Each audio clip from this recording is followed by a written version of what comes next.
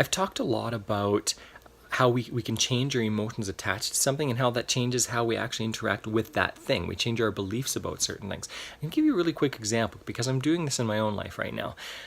People have different addictions, whether it's to TV, to, I don't know, maybe it's video games or sugar or fats, potato chips, whatever it is. And it doesn't have to be like the serious addictions.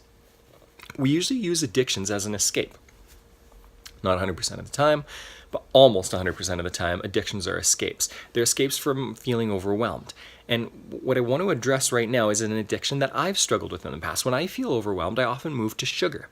I'll eat something sweet. And we don't keep things in the house because of that. It's a waste of money and doesn't solve my problem in any way, shape, or form. So, I've been running an experiment lately. I love chocolate. Dark chocolate is something that I love. I don't eat it all the time, but I've enjoyed it for a long time.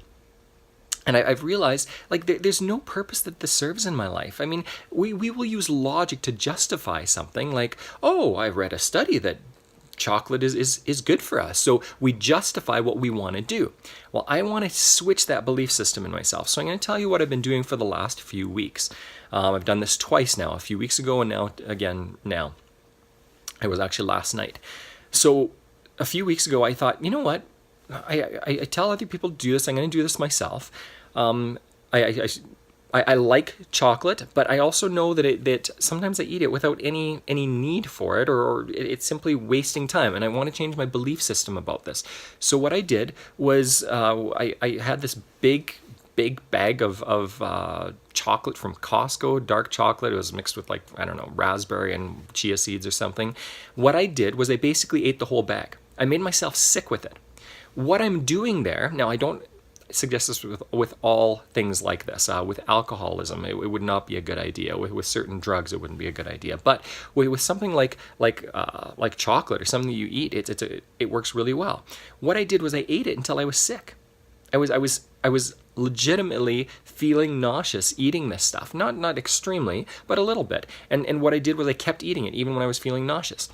You know what? For 3 weeks, every time I looked at chocolate, for about 2 weeks, every time I looked at chocolate, it didn't look or taste or smell good. Okay, the thought of it was like, ugh.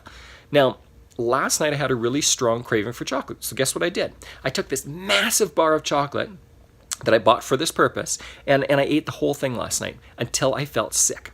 What I'm doing is creating an emotion attached to this chocolate so that I don't want chocolate anymore. And the stronger that is, the less I'm going to be eating it in the future. Every time I think about chocolate this morning, it is awful.